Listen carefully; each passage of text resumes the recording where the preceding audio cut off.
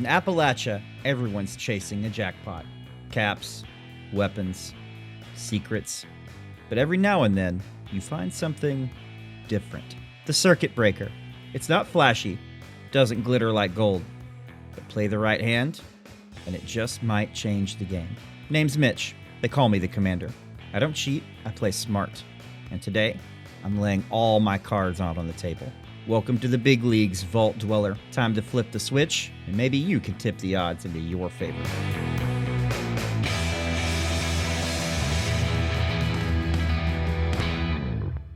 The Circuit Breaker is a unique, legendary 10mm pistol introduced in the Boardwalk Paradise Atlantic City Expedition. It takes fusion cells instead of 10mm rounds and deals energy damage instead of ballistic damage. It also has a very special last shot mod that causes an explosion that deals damage and stuns nearby enemies on the last shot in the magazine.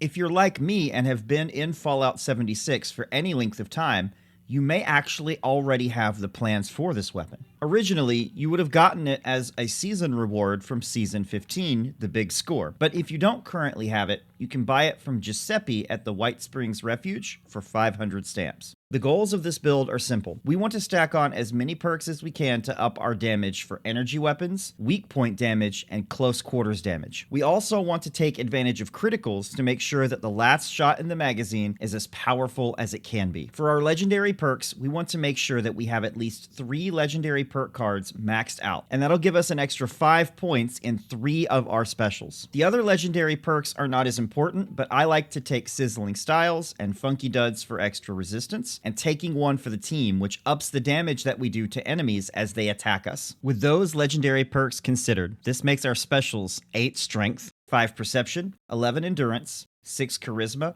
11 Intelligence, 15 Agility, and 15 Luck. For this build, our strength perks are mainly utility, but that doesn't mean that they're not important. We're going to stack on a point of Barbarian to give ourselves some extra damage resistance, and Strong Back to give us just that little bit of extra carry weight. Putting 3 points in Blocker allows us to take less damage from enemy melee attacks, and Arms of Steel gives us better accuracy, which is going to be super important for VATS. In Perception, we're going to be taking Awareness, which gives us extra accuracy in VATS based on our perception, and Tank Killer. Tank Killer is very important for the Circuit Breaker, because since we're not using ballistic ammo, our inherent armor piercing value is much lower. Adding Tank Killer helps to mitigate that. For Endurance, we're going to be taking our normal ghoul combo of Through Hiker and Glowing Gut in order to make sure that we're keeping our glow high with Toxic Goo. I'm also slotting Ironclad to give us even more damage resistance, as well as Life Giver, which gives us extra HP and therefore extra glow to expend. Radiation Power helps us to use that glow, because we expend a little bit of it to give ourselves extra damage output. Our Charisma perks are also utility perks and can be described as simple as 1, 2, 3. 1 point in Moral Support to keep our feral meter down slower, 2 points in Tenderizer to make sure that enemies take more damage, and 3 points in United Ordeal. If we're on a team with another ghoul, we'll get extra special points.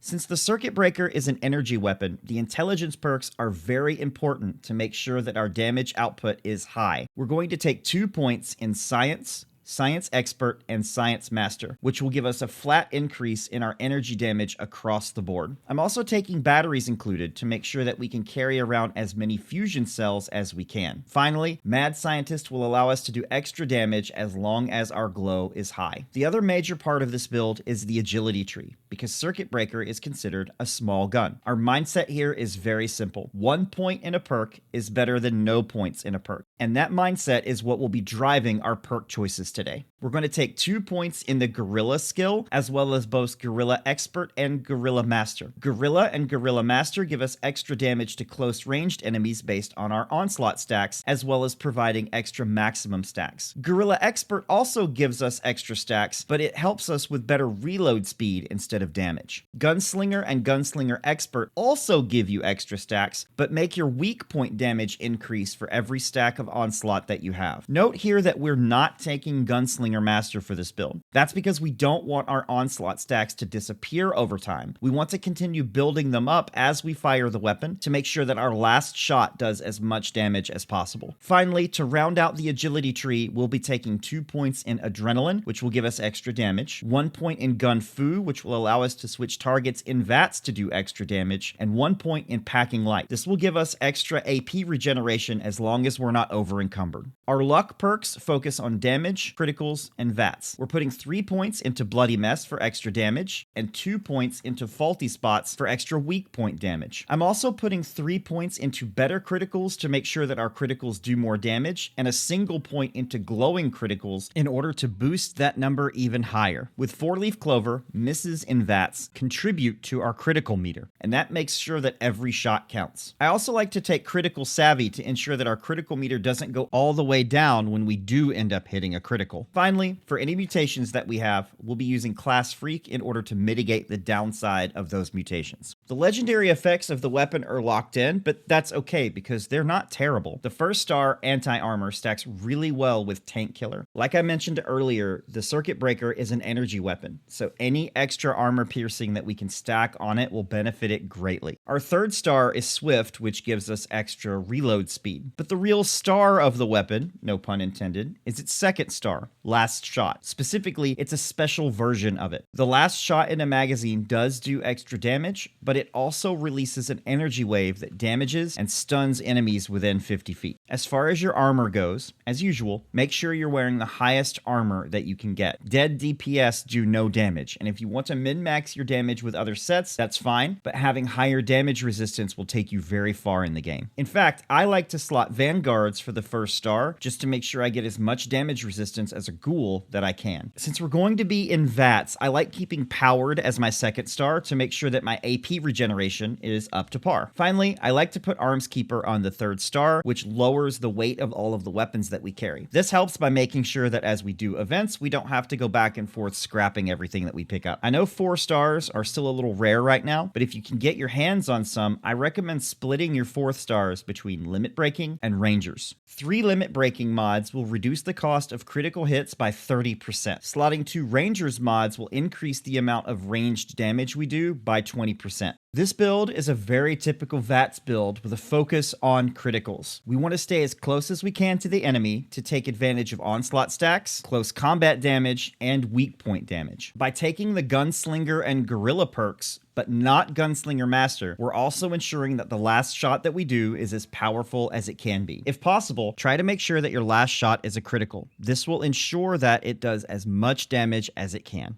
So, how does the build hold up? Honestly, it's a fun weapon, and you do get a unique kill disintegration if you manage to kill someone with it. Unfortunately, it's very weak overall due to its 10mm pistol base. The shock effect for Last Shot is really cool looking, but it's pretty wonky in practice, and sometimes it just doesn't fire as correctly as you expect it to. Overall, I give this build a solid B+.